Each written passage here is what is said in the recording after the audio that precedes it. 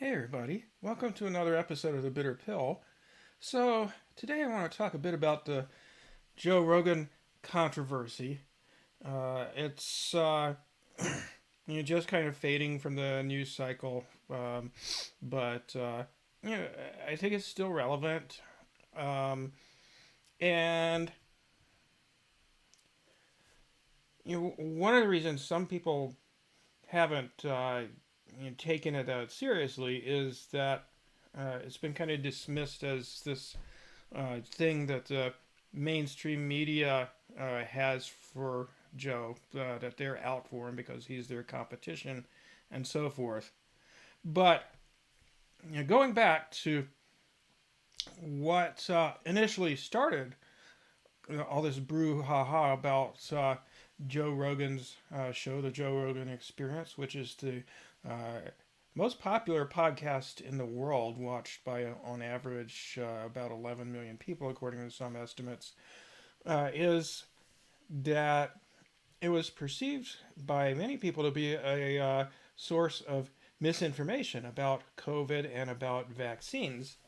And then later, people started pointing out that there was content on Rogan's show that was kind of offensive in terms of using slurs against racial or other groups, even if not necessarily directed at them, and a lot of sort of right wing content and right wing guests. So I'm going to take a look at all of that controversy and um, give my take on it. Um, but one thing I've seen a lot that uh, among people who are kind of taking up for Joe Rogan and saying he didn't do anything wrong, blah blah blah, is this claim that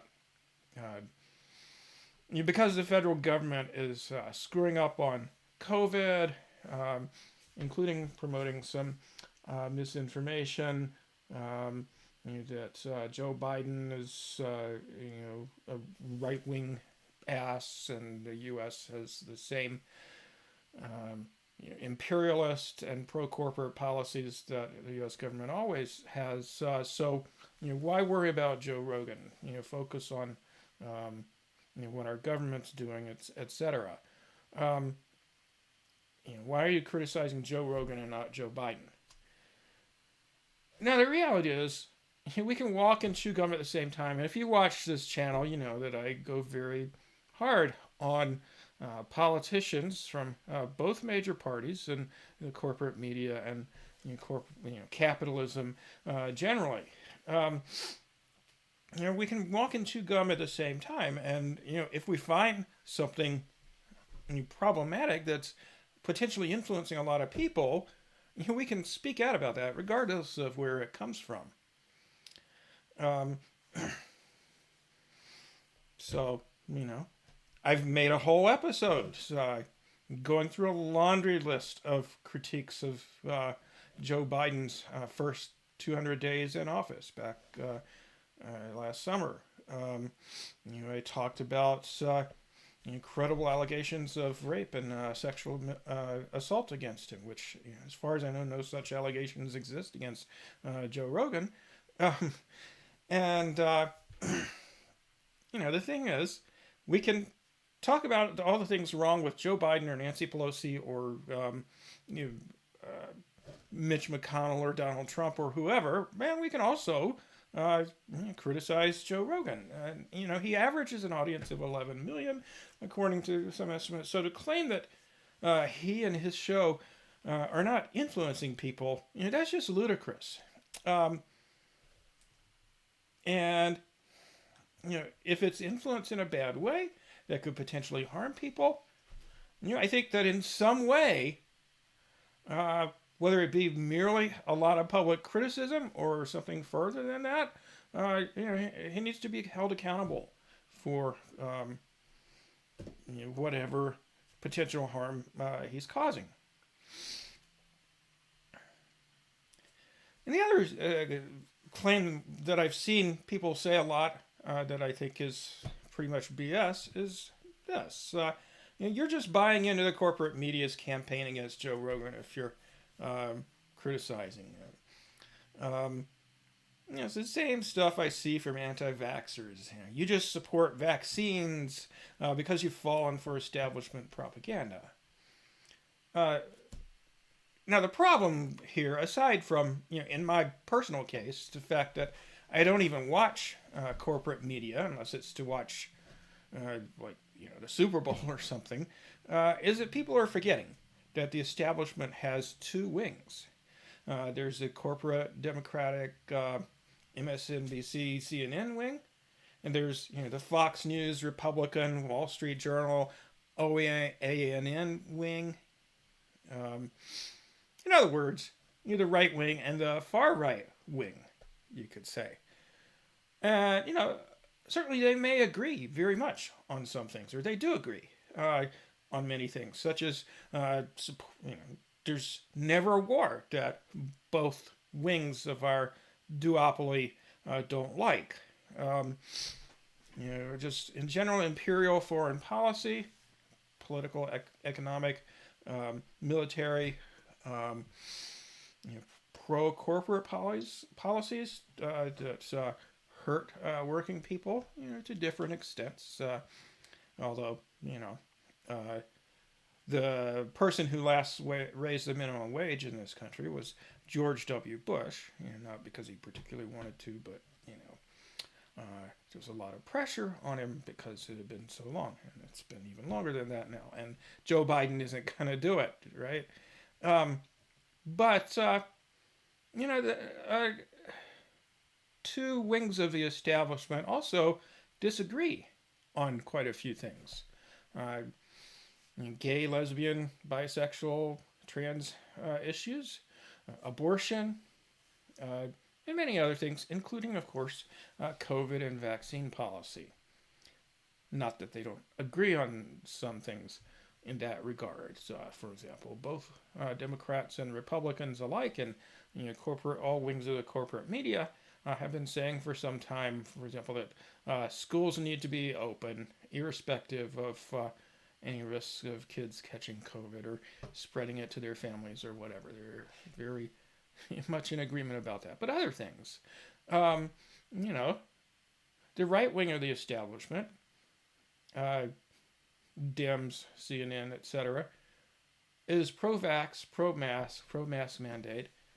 And back at the beginning of the pandemic, Democratic politicians were the ones who implemented measures that were loosely termed lockdowns, such as, in New York City. You couldn't dine in restaurants for a while, schools were closed, non-essential businesses were closed, etc.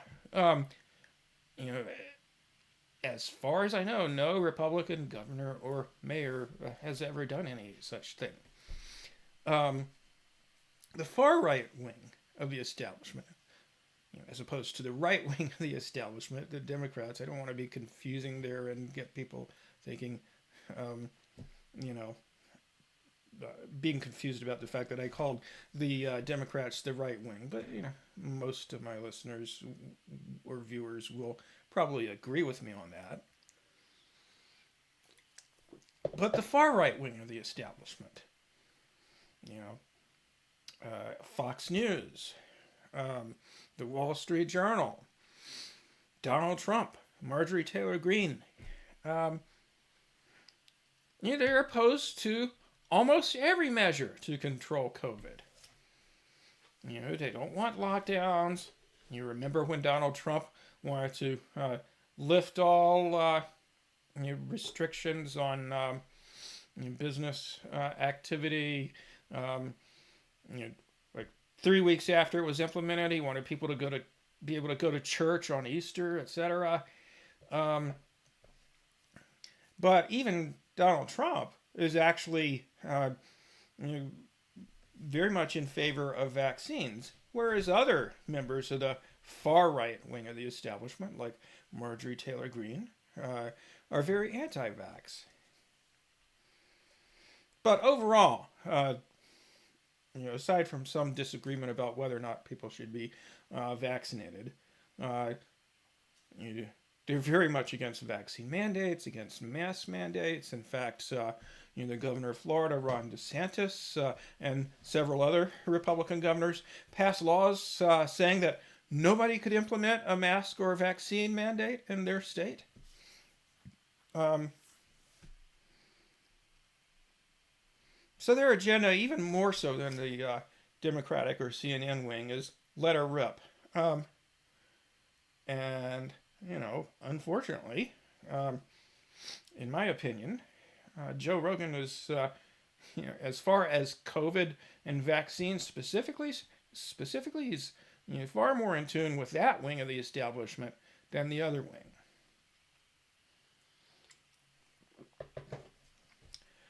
But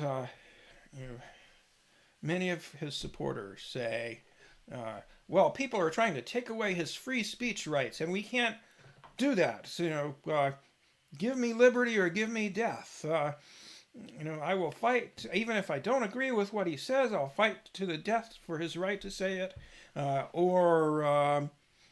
do agree with what he says, and I'll fight to the death for his right to say it, or whatever. Um, but is censorship really what's going on here? What is or isn't a violation of free speech rights? If we criticize somebody and say that something they're saying, that they shouldn't say it, are we censoring them? Are we violating their First Amendment rights? Well, no, we're not.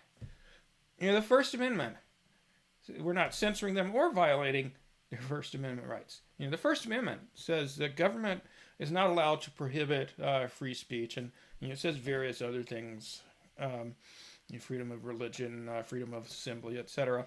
But there are exceptions. There are examples of speech that isn't protected by the First Amendment. And you can go to Wikipedia and find a list of them. I won't go into that now. I can put a link in the description. But we're not discussing a First Amendment issue here because the government isn't trying to censor Joe Rogan. Joe Biden did say, well, Spotify, the platform on which Joe Rogan has his podcast and has $100 million contract with them, that they should do more to rein in Joe Rogan. Biden said that. But, again, he's expressing his opinion. He's not censoring Joe Rogan. And he wasn't even necessarily saying Spotify should.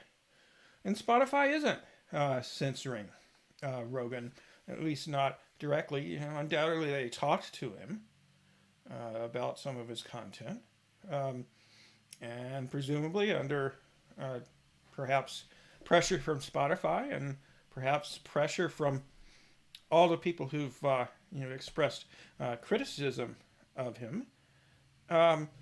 He voluntarily removed several dozen episodes, largely those in which he had come under fire for using the N-word, and some other episodes where he had hosted extremely controversial right-wing figures like Gavin McInnes, the founder of the Proud Boys. But the episodes for which he first got heat, which were when he had on a couple of doctors, Robert Malone and Peter McCullough, who take very sort of fringe positions on vaccines and COVID.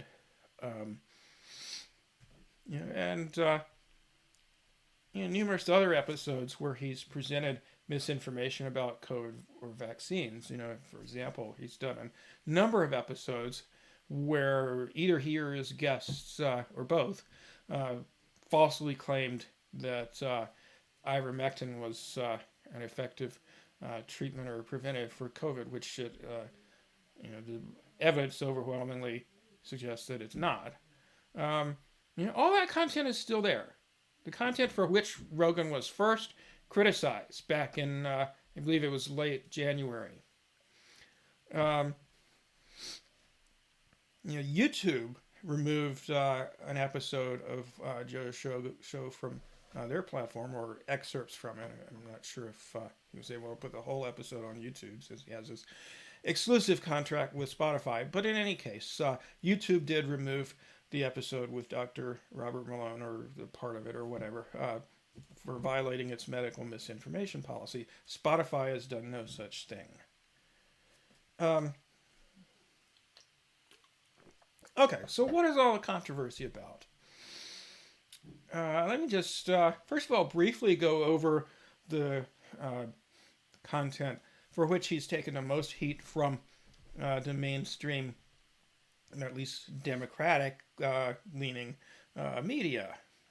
Um, the content that wasn't related to COVID or vaccines. Uh, Use of various slurs against various groups, biased guest list, racism, etc. Um, let's first of all talk about who he's had on his show.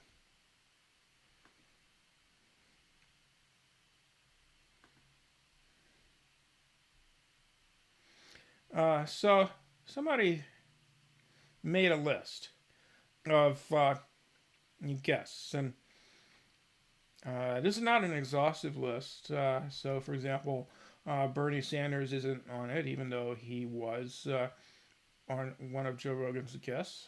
And there may be some other problems, such as who he puts in which column here. But he's basically classified a non-exhaustive list of Joe Rogan's guests that have clear political leanings of some sort into right wing and left wing, so to speak. And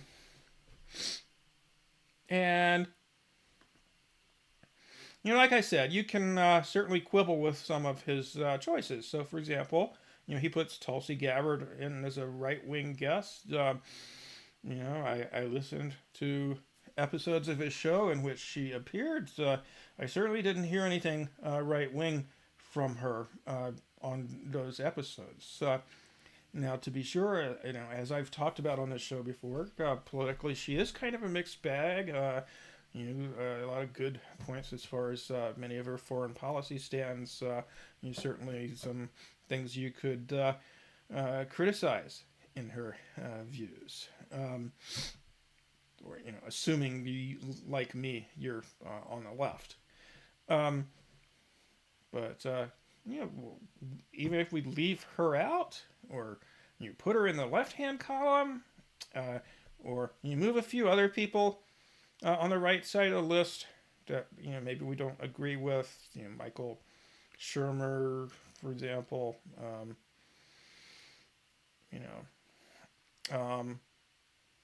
Russell Brand. Okay, let's say we move them all to the left-hand column. There's still a very clear bias where most of the guests are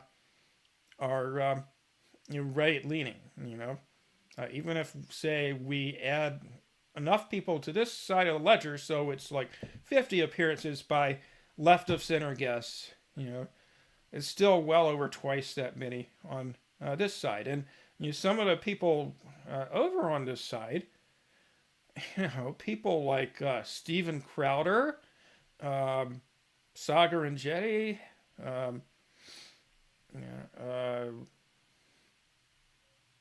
Gavin McInnes, the founder of the Proud Boys, Ted Nugent, Ben Shapiro. Milo Yiannopoulos. Come on, those people are clearly very far to the right, and Joe tends to like having such people on his show.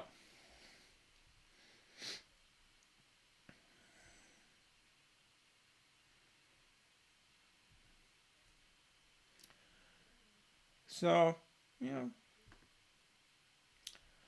to be fair, Joe did apologize for some of the content, and as I said, voluntarily took down quite a few episodes. I thought that his apology for when he used the N word a number of times on his show, which somebody made a compilation of, was reasonable. He said, I might have said at one time, that was taken out of context or whatever, because I wasn't uh, using that slur to, I wasn't actually directing it at the group, black people. I was referencing other people uh, saying it. But he said I realized that there was no context in which a white person, in which it was appropriate for a white person to say that. So I haven't said it on my show in a number of years, and I'm not going to. And I apologize for offending people. Okay, let's give him that. You know, relatively sincere apology. It seems like, or if you don't agree, let's just grant that for the sake of argument and look at other things. Platforming people like Gavin McInnes, the founder of a fascist group, 3 times, not just once, 3 times, I think it was. Let me look at the list again. Okay, twice. And Milo Yiannopoulos, twice. Ben Shapiro, 4 times, etc.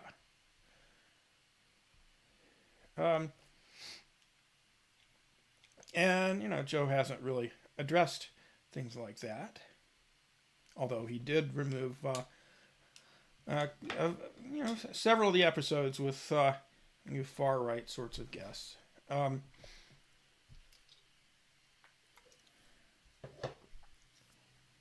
And, to be fair, he's had on people like Cornel West and Bernie Sanders, who, at the very least, nobody would say they were right wing. And I think most of us would agree that, Cornel West is very much part of the left. But, there were quite a few people like this. Alex Jones was on there a number of times. InfoWars conspiracy theorist who claimed that the Sandy Hook shootings were fake and terrorized the victims' families. Anti-Semite Owen Benjamin, who once said that Hitler was trying to clean Germany of parasites, etc.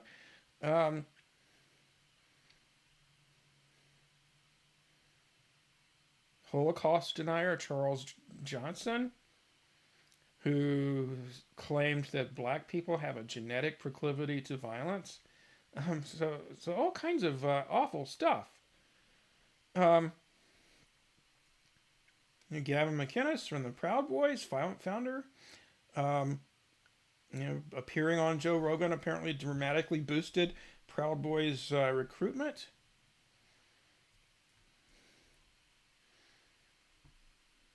And then, we have things that Joe Rogan has actually said on his show that were sexist or racist or what have you.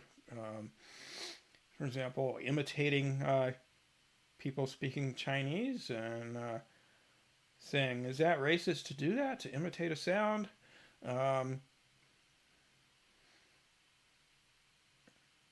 Complaining that you can't call people Chinamen. He used the R word to refer to intellectually disabled people.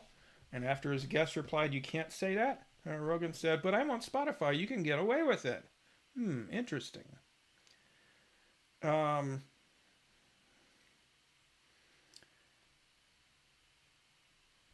Okay, so there's that. But what I really wanted to focus on was his content related to vaccines and COVID. So he first got into hot water for an episode featuring Dr. Robert Malone, um, which was criticized for promoting baseless conspiracy theories. And there was another sort of COVID denier, anti-vax person, um, Dr. Peter McCullough, on the show earlier in December. And so, a group of 270 scientists, medical professionals. Oops, I need to. Oh, there we go. Professors and science communicators. You wrote a letter to Spotify, complaining about Joe Rogan's content. They said, throughout the COVID-19 pandemic, Joe Rogan has repeatedly spread misleading and false claims on his podcast, provoking distrust in science and medicine. He has discouraged vaccination in young people and children, incorrectly claimed that mRNA vaccines are, quote, gene therapy, promoted off-label use of ivermectin to treat COVID-19, contrary to FDA warnings, and spread a number of unsubstantiated conspiracy theories.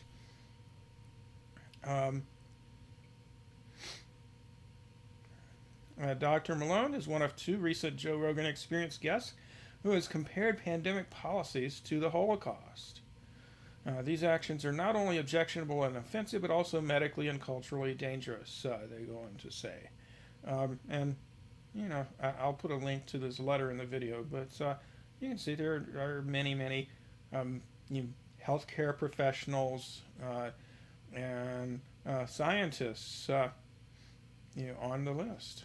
And to be sure, there are some people on the list who are not from any sort of healthcare related profession, or at least one that would give them expertise in this area. So you see a psychologist on there. I'm a psychologist, so I don't claim to be an expert on COVID or vaccines, although I've certainly tried to learn about them. But a lot of medical people, a lot of scientists. Well, there's a dentist, but anyway, the vast majority are certainly qualified people.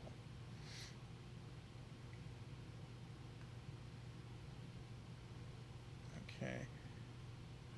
Well, let me go into a little more detail on the COVID misinformation.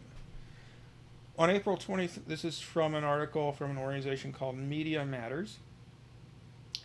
On April 23rd, Rogan encouraged healthy, quote-unquote, young people not to get a COVID-19 vaccine, saying, if you're like 21 years old and you say to me, should I get vaccinated? I'll go, no. Spotify reviewed those comments, but said they didn't violate any of their policies, so they just left the episode alone. But, I mean, if you look at the data, not sure if I can find anything here or not. Let's see.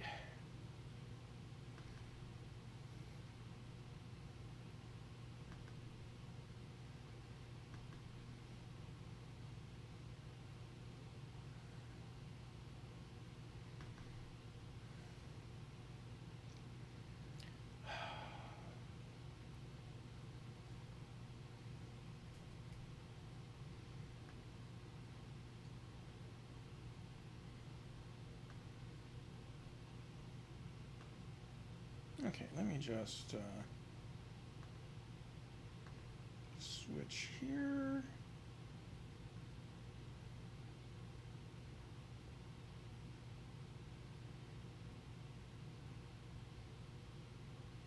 Okay, I'm not going to be able to pull it up. Damn. That's weird that I can't get this to display. Maybe.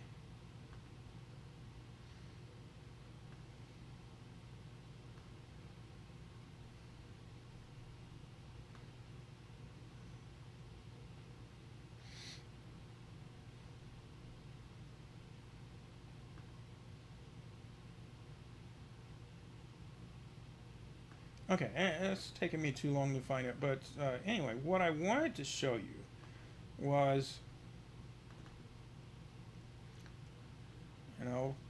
link this in the video if I can find the internet link. It's a picture on my computer. Um, if you break down severe disease by age, uh, and compare vaccinated people to unvaccinated people in their risk of disease severe enough that they would be hospitalized, you find that for every age group, um, the risk of severe illness is far, far, far greater if you are not vaccinated than if you are vaccinated.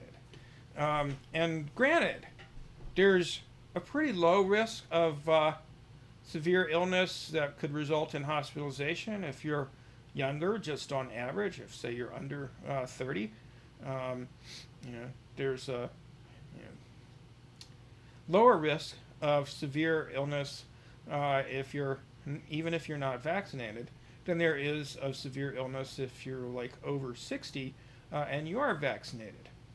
However, um, that doesn't mean that people who are younger and aren't vaccinated are not at any risk of getting severely ill from COVID. More than 1,000 Americans under age 18 have died of COVID. Um, many, many more than that have been hospitalized or developed long COVID symptoms. So, what Rogan is saying there is, simply not true. You know, uh, it's certainly to your advantage to get vaccinated, even if you're a young person. And not only that, it makes it less likely that you will get COVID at all. No guarantees, of course, but it makes it less likely, and partly as a result of that, and partly as a result of the fact that your body is it's doing a better job of fighting COVID. If you are infected, if you're vaccinated, than if you're not vaccinated. You're less likely than an unvaccinated person to transmit it on to somebody else.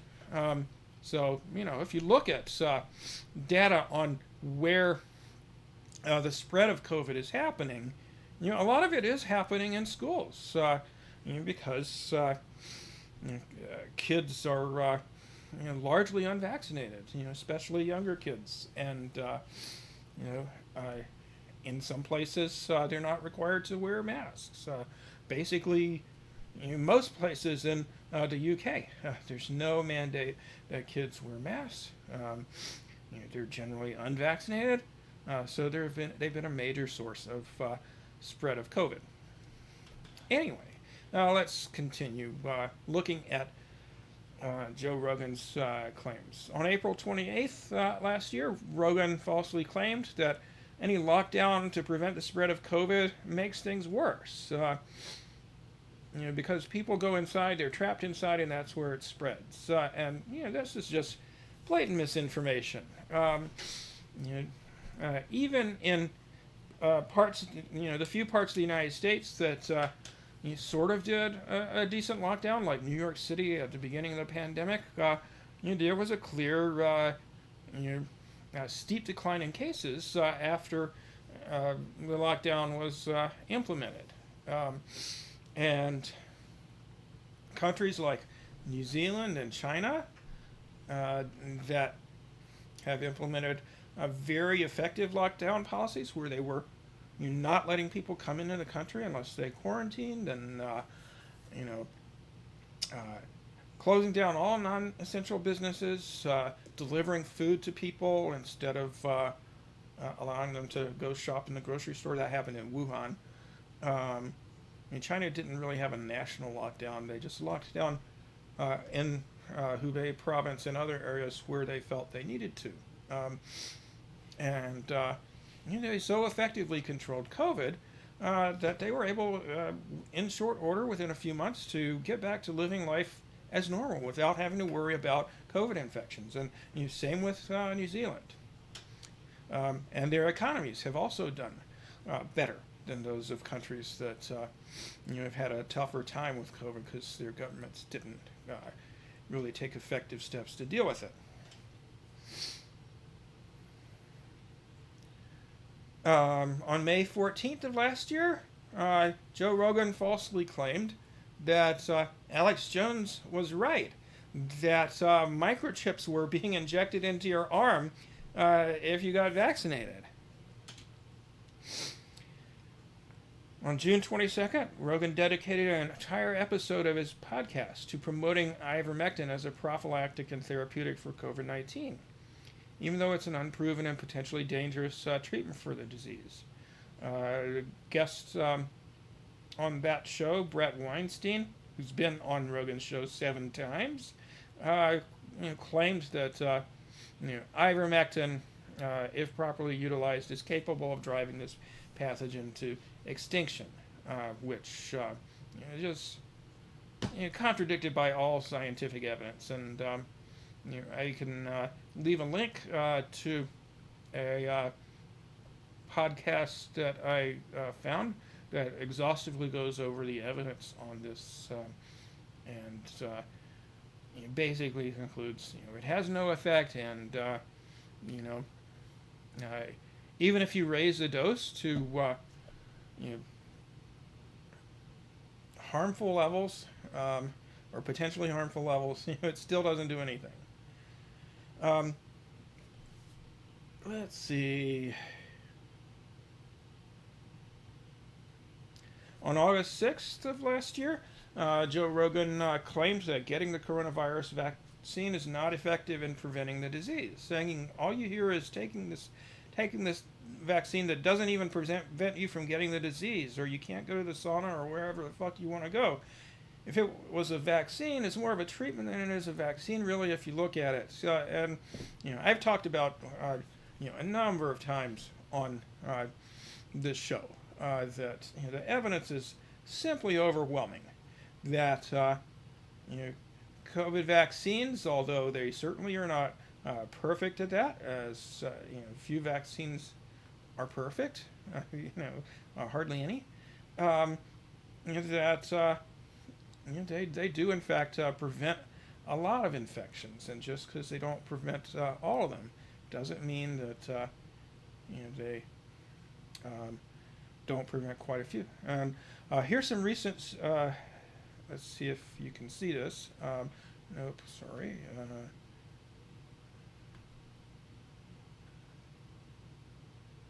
Here's some recent data from New York City, which I showed on a recent episode. And they now go all the way through January 30th. And it looks about the same for cases, hospitalizations, and deaths, although it makes more of a difference for the more severe outcomes. But as you can see here, unvaccinated people at every point in time over the last few months have a much higher rate of infection than vaccinated people do. So even here on January 29th, where it doesn't look like there's much of a difference, you find unvaccinated people with a infection rate of 1,175 cases per, confirmed cases per 100,000 people, whereas vaccinated people have a rate of 307. So it's more than a 3-to-1 difference. Even now under Omicron, and quite a bit more than that back when New York City had, more infections.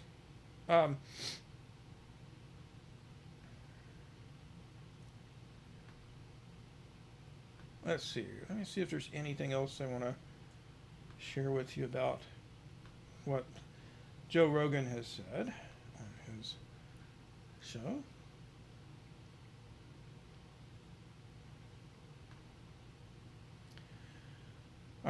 He falsely claimed in an episode last August that mRNA vaccines were gene therapy, that they altered your genes in some way.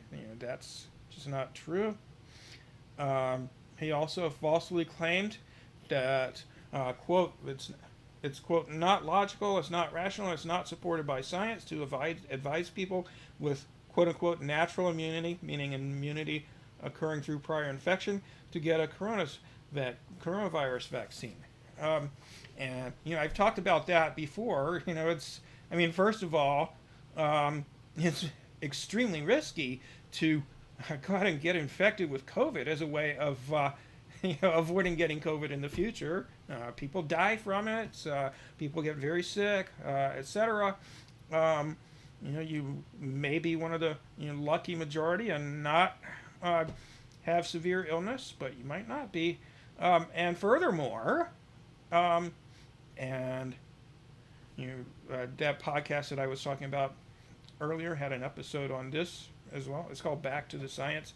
That you know, basically research finds that there's a huge variety in the amount of immunity that people develop as a result of becoming infected with COVID. Basically, a lot of people don't develop any immunity from being infected with COVID. That's particularly true if they have a mild or asymptomatic infection. Um, and furthermore, what Joe Rogan and a lot of these other people who are constantly bashing the vaccines leave out is that people who have been infected with COVID before, but also get vaccinated, have much better immunity against subsequent infection than people who are not vaccinated. And finally, with regard to that, um, you know, lots of people with so-called natural immunity, people who've been previously infected with COVID but haven't been vaccinated, have been getting infected with Omicron. Um, much higher rate of reinfection, as well as, granted, also a much higher rate of people who are vaccinated getting infected with Omicron than with previous variants, because Omicron is very evasive of immune defenses, but not completely by any means, which is why if you're vaccinated, you're less likely still in the era of Omicron to get COVID, and you're also less likely to become severely ill from it or die than is the case if you're not vaccinated. Um,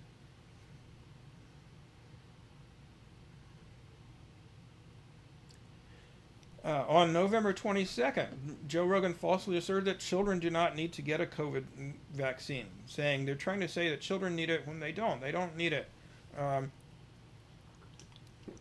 both he and fellow podcaster Jimmy Dore have falsely claimed that COVID is essentially harmless to children, and the vaccine is more of a risk.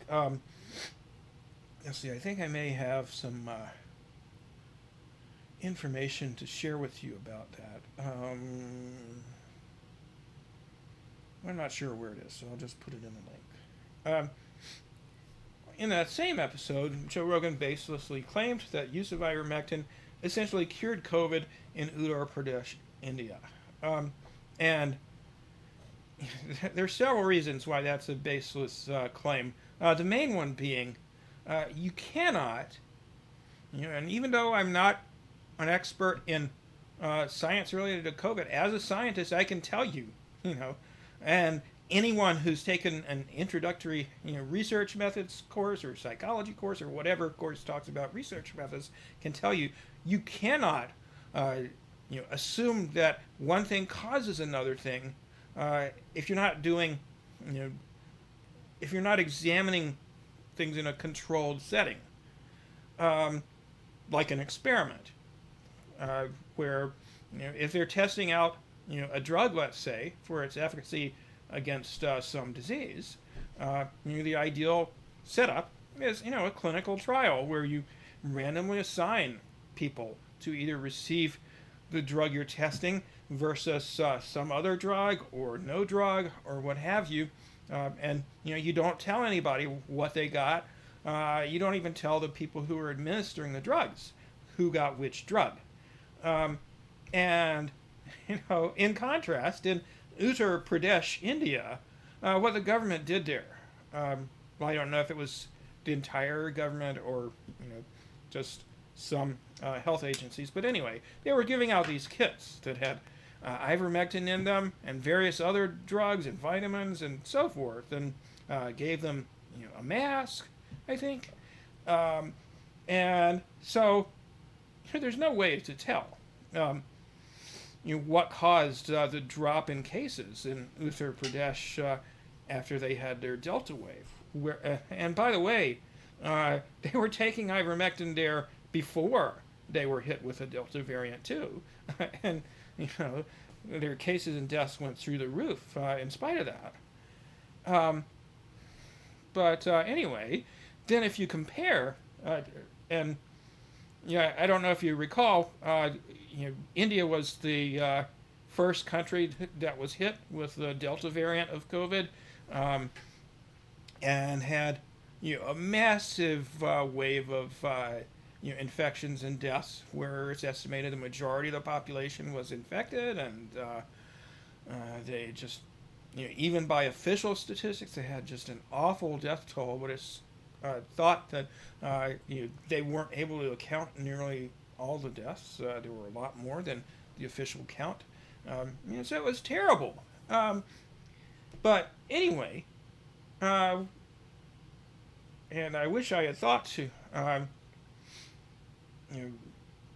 have pictures available to show you of this. But if you compare the pattern of the Delta spike in Uttar Pradesh, where there's a very, very steep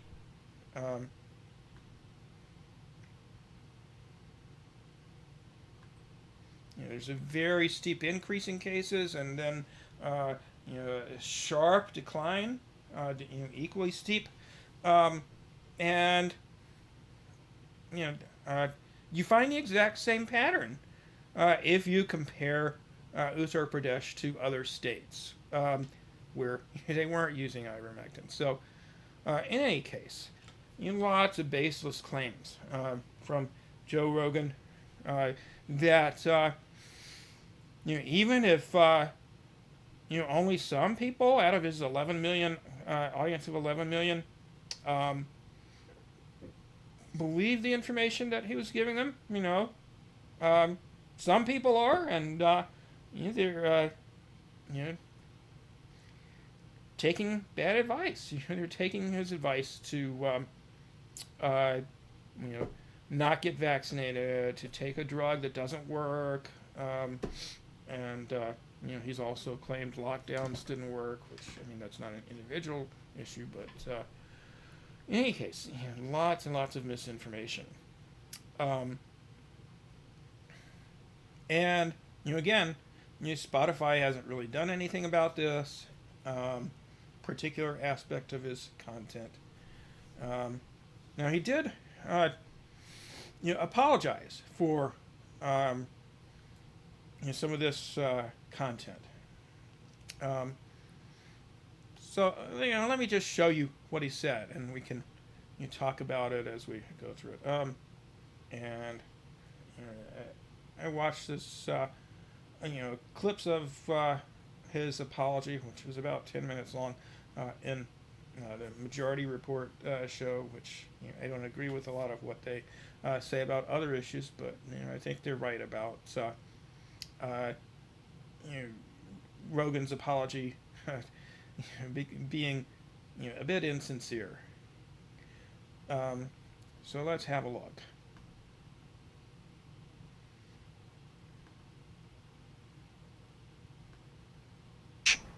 Hello, friends.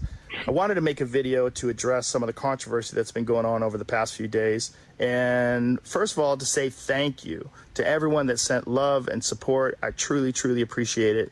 And it's been very nice to hear from you. I wanted to make this video, first of all, because I think there's a lot of people that have a distorted perception of what I do, maybe based on sound bites or based on headlines of articles that are disparaging. The podcast has been accused of spreading dangerous misinformation, specifically about two episodes, a little bit about some other ones, but specifically about two. One with Dr. Peter McCullough and one with Dr. Robert Malone. Dr. Peter McCullough is a cardiologist, and he is the most published physician in his field in history. Dr. Robert Malone owns 9 patents on the creation of mRNA Whoa. vaccine technology and is at least partially responsible for the creation of the technology that led to mRNA vaccines. Both these people are very highly credentialed, very intelligent, very accomplished people, and they have an opinion that's different from the mainstream narrative. I wanted to hear what their opinion is. I had them on, and because of that, those episodes in particular, those episodes were labeled as being dangerous. They had dangerous misinformation in them. The problem I have with the term misinformation, especially today, is that many of the things that we thought of as misinformation just a short while ago are now accepted as fact. Like, for instance, 8 months ago, if you said, if you get vaccinated, you can still catch COVID and you can still spread COVID, you would be removed from social media. They would ban you from certain. Okay. So, I mean, the first problem I have with what Rogan is saying here is just this, appeal to authority. Where he's saying, look at these guys' credentials. This guy has all these publications in, cardiology, which, by the way, it has nothing to do with vaccines or infectious diseases. So that's one problem. And so he talked about Malone's credentials, and I guess to Joe's credit, he didn't exaggerate them as some people have. He didn't claim, as in fact Malone himself has claimed, that he was the inventor of mRNA vaccines, or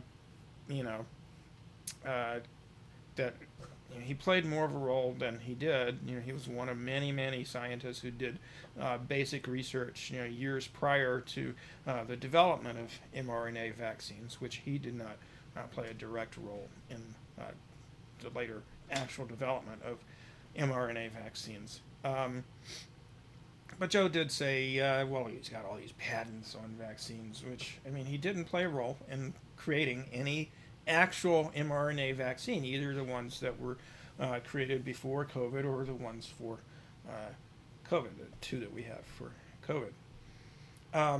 And the other problem I have with what Joe Rogan said here is,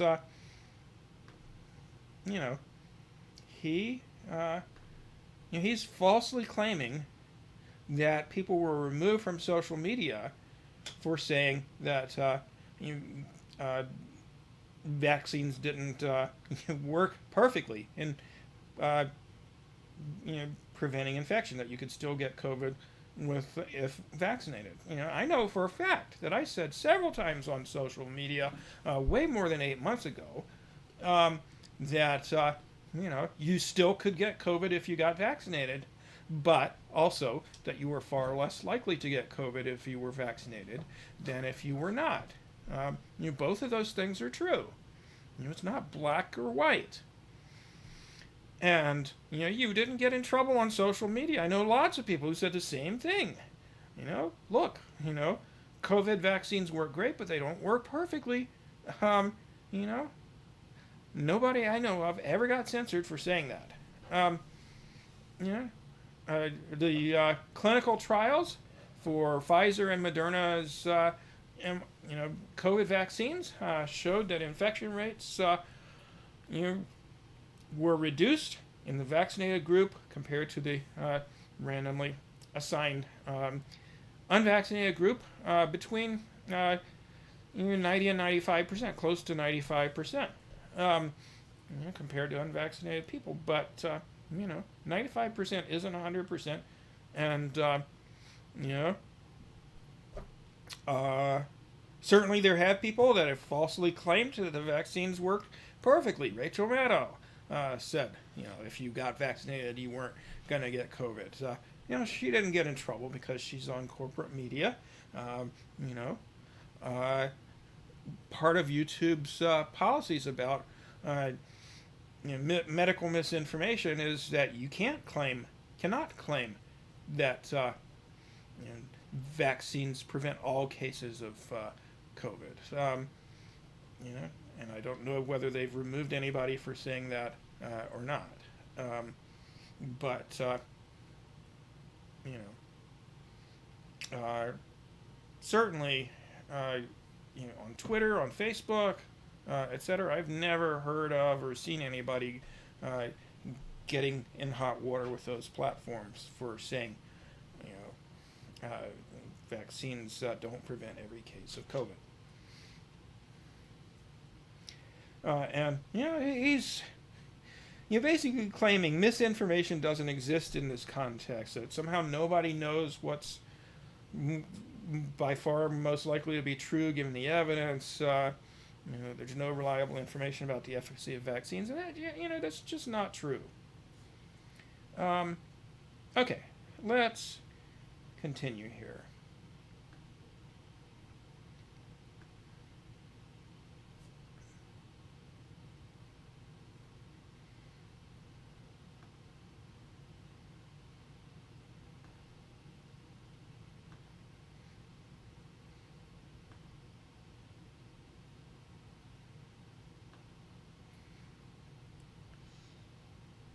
God, what the heck is this?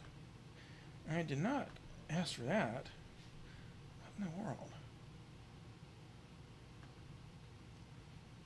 Okay, there's what I wanted. If you said, if you get vaccinated, you can still catch COVID and you can still spread COVID, you would be removed from social media. They would ban you from certain platforms. Okay. Now that's accepted as fact. If you said, I don't think cloth masks work, you would be banned from social media. Now that's openly and repeatedly stated on CNN. Yeah, that's also not true. Nobody's been banned from social media for saying cloth masks don't work, to my knowledge, certainly. What's been said, based on research evidence, is that surgical masks worked better than cloth masks, and N95 worked better than surgical masks.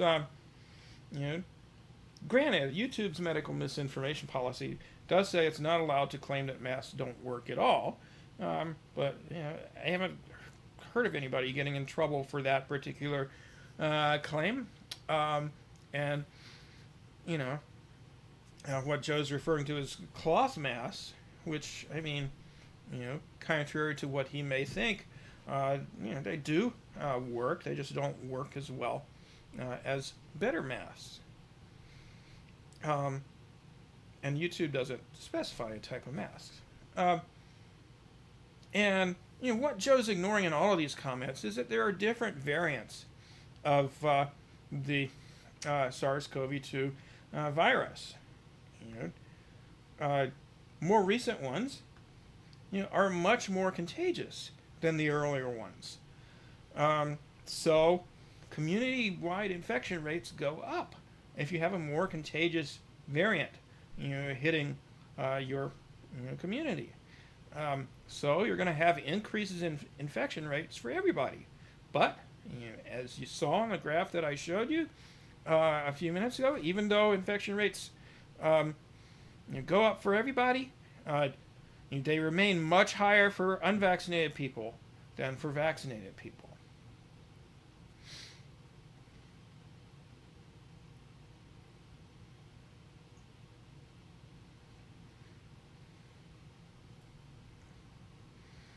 Okay, let's continue.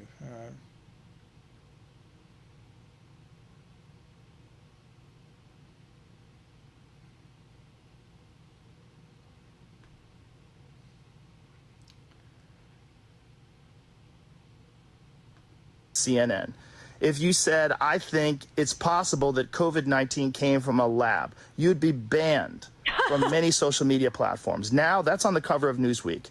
All of those theories that at one point in time were banned were openly discussed by those two men that I had on my podcast that have been accused of dangerous misinformation.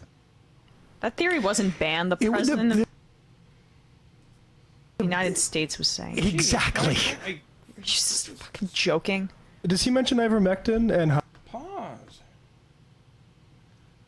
how one of his guests said it was a near perfect Okay. prophylactic, or is Get rid of it. There we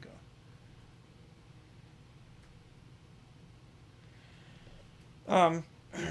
Sorry about that. So, what Joe Rogan said there wasn't true because, as you overheard Emma Vigeland saying there, Donald Trump himself was promoting the theory that COVID came from a lab throughout 2020, and so were a lot of other people. Um, at the time, it was overwhelmingly conservatives. Not many uh, Democrats or liberals were making that claim. But I don't know if anybody who was banned from social media for saying that. People got criticized, sure, but not banned. And then once some Democrats started promoting it, it got a lot more play in the media, and lots of people on the left jumped on the bandwagon too. But even to this day, few scientists have supported that theory with scientists with relevant expertise, because there hasn't been any evidence to support it.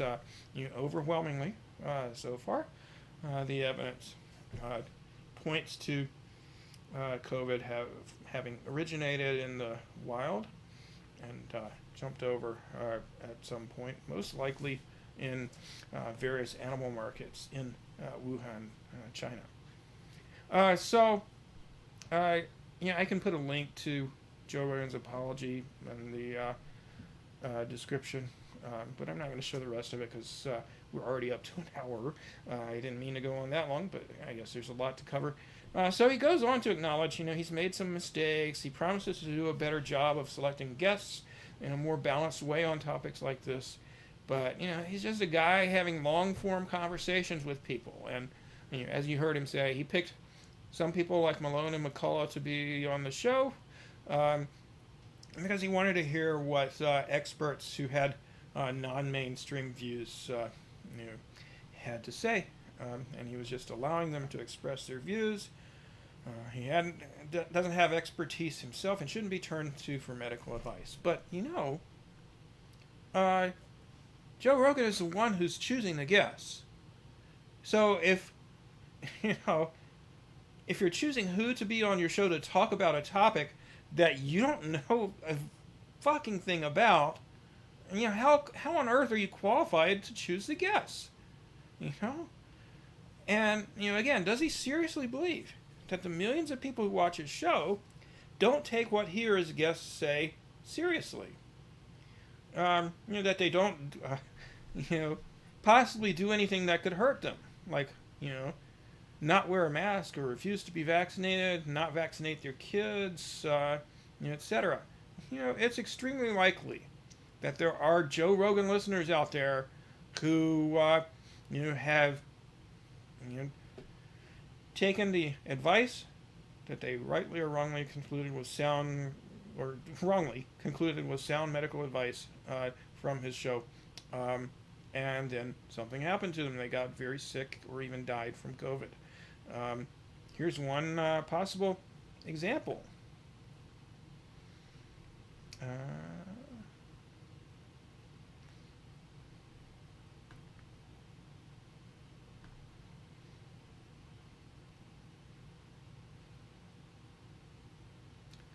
Sorry for the delay.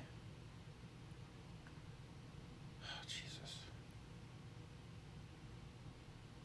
I do not have slow internet. This should not be taking a long time.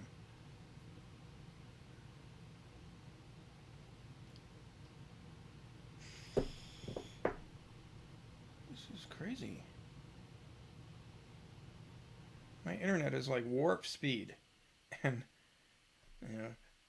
here Twitter is not showing me what I was looking for. Here we go. A big Joe Rogan fan, Christian Cabrera, comedian Christian Cabrera, died a few weeks ago from COVID. He was only 40 years old. He told his brother he regretted not getting vaccinated, his wife and 3-year-old, obviously regret it too.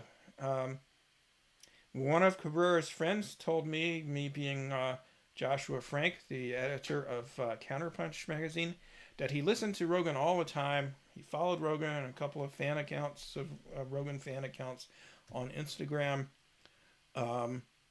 So there's got to be other people like that who took what they heard on Rogan as sound information, and you didn't get vaccinated, etc., and you got sick with COVID, and might not have gotten sick if they had been vaccinated.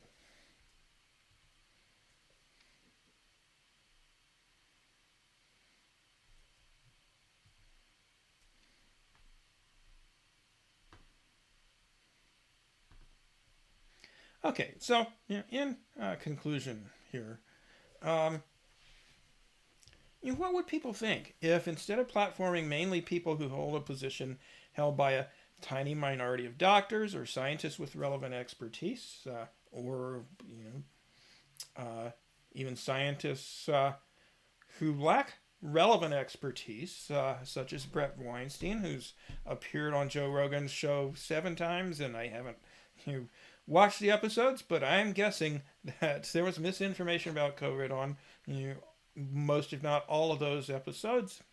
He did have one token expert, to my knowledge, on the show who agrees with the scientific consensus that COVID's a very serious problem that's causing a lot of severe illness and death, and vaccines are pretty effective at preventing those severe outcomes.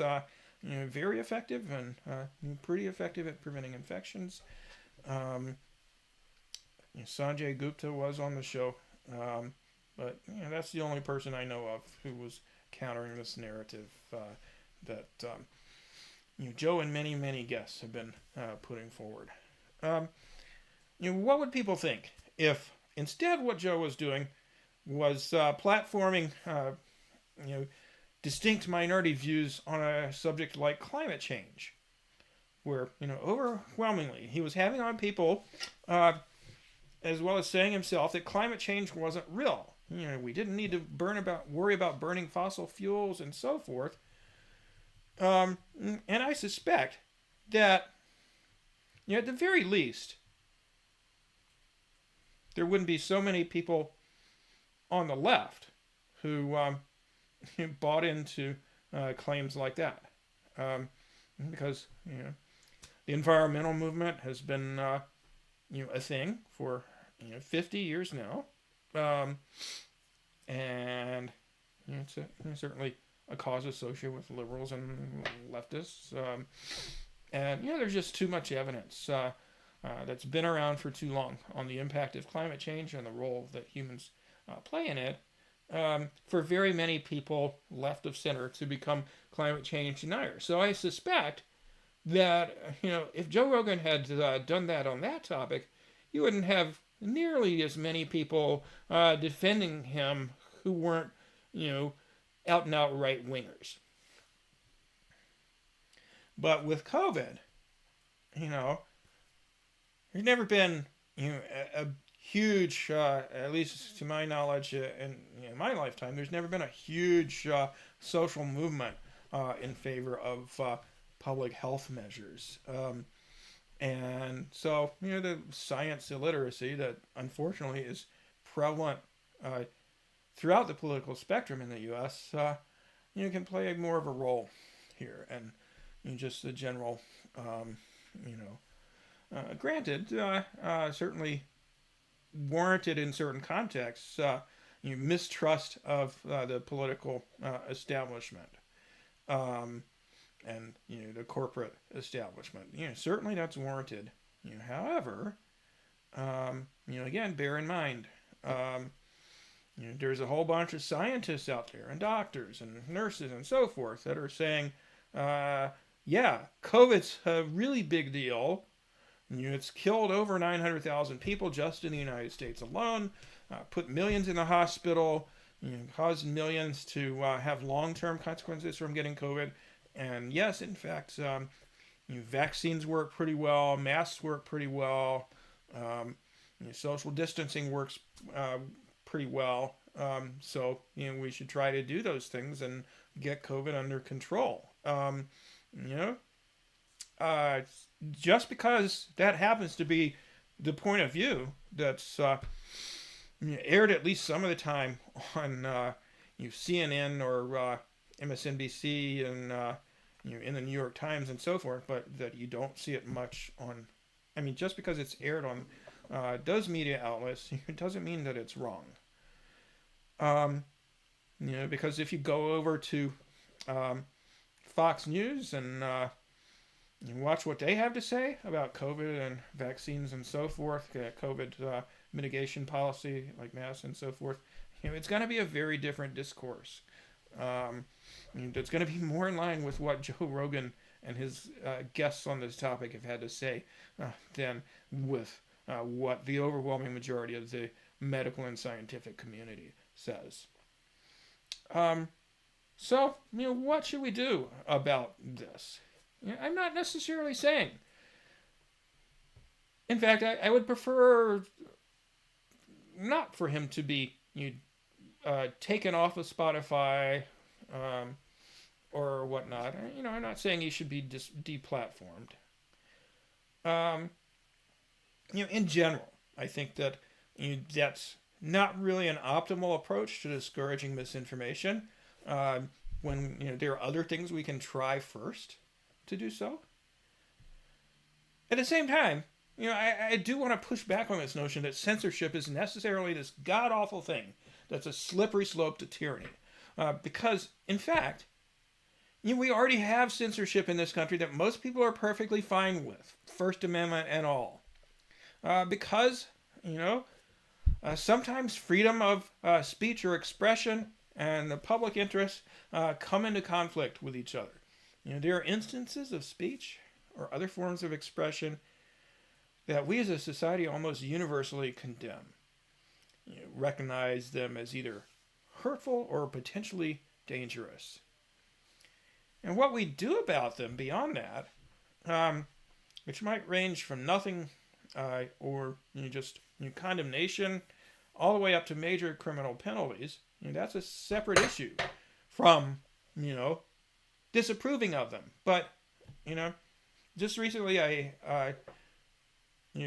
encourage people to generate a list of things that people can say or express that as a society we simply find unacceptable. The vast majority of us do. Not everybody, but the vast majority. Child pornography, for example. Sharing nude pictures of people without their consent. Cigarette ads banned many years ago from the airwaves. Catcalling a woman. Directing racist or sexist or homophobic, ableist, or otherwise hurtful slurs at people. Sharing nude pictures of people without their consent. Or maybe I said that already. Holocaust denial. False advertising or fraud. Extortion or blackmail.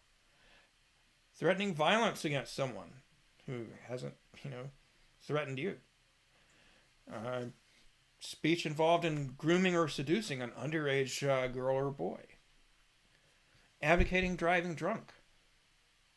Falsely claiming that a group of people, such as Iraqis or Jews, or etc., are a threat as a means of justifying causing them harm. Bombing their country or sending them to concentration camps or whatever. And, denial or minimization of a public health threat such as COVID. That's officially killed about 6 million people, made tens of millions of people seriously ill, etc. Lots of people, unfortunately, are denying that it's real or minimizing the threat. Saying, oh, well, a lot of these people would have died anyway, which is, it's just not true. You can have health problems and not die from them right away. Just because the health problems will make it a lot more likely that a disease like COVID will kill you, doesn't mean that they would have cost you your life in the absence of COVID. Not necessarily true at all. Um, presenting misinformation about prevention or treatment of COVID. So, you know, uh, most people don't agree with doing that. Do we necessarily censor all of these things? Well, some we do and some we don't. We censor child pornography. We don't, at this point, you know, outright censor some of these other things. Um, but many of them we do as a society prohibit people from saying and penalize them if they do. At least if they say it publicly. I mean, you can probably get away with doing some of these things in private. Tell your buddy to get drunk and go drive your car. Let's say, you probably won't get in trouble, but most people would say that's not okay. So we try hard to discourage speech or expression that is harmful to others, even if we don't engage in outright censorship. And most people who are criticizing Joe Rogan aren't even calling for him to be deplatformed by Spotify. They're just saying he has a responsibility to stop banning out about dangerous misinformation. All these people are focused on his right to free speech. But if you have an audience of 11 million people or so, don't you have a responsibility to be careful about what you say, so you're not potentially causing harm? Isn't that part? Isn't it a privilege to have such a large audience? Is it, that's not a right, is it? It's a privilege. And people who are in positions of privilege do have a duty to be responsible. We all do. And if Joe Rogan is unwilling to stop making false claims about COVID or vaccines or masks or what have you, it's appropriate that some sort of pressure be applied to him to get him to stop doing that. There need to be some type of consequences, not just for Rogan, but for Spotify, for platforming this nonsense without doing anything about it. For his guests who are using their credentials to lend credence or authority to misinformation. Ultimately, because Spotify is a big for-profit corporation, what if anything they do about Joe Rogan, it's going to be a business decision. That's basically what it's going to come down to. They'll keep him if they think he'll make them money. They'll get rid of him if they think he'll cost them money. So far, they think he continues to be very profitable for them because they're keeping him, and they may have pressured him to change his ways. We don't know. But at this point in time, they haven't done anything about the content that first created this controversy, the misinformation about COVID and vaccines. Like what a Twitter friend of mine had to say about this. I don't know if I have the tweet called up, so I'll just read it to you. He said the desire to protect Joe Rogan is rooted in the belief that market success should never be threatened by consequences for social irresponsibility.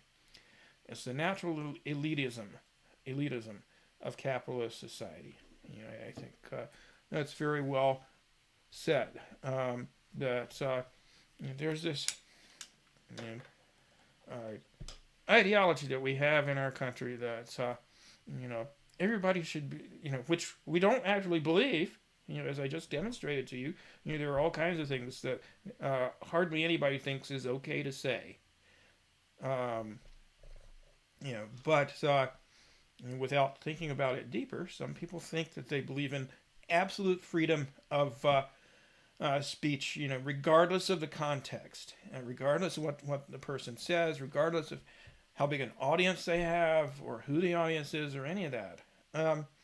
And, you know, uh, most of us don't agree with that. Most of us think, you especially if you have a big platform, you do have a responsibility to not misinform people or otherwise say things that could harm them, like calling them names or whatever. Um, and that there's no guarantee or right to that big platform that you have. You know, just because you lose that platform doesn't mean you've lost the right to speak.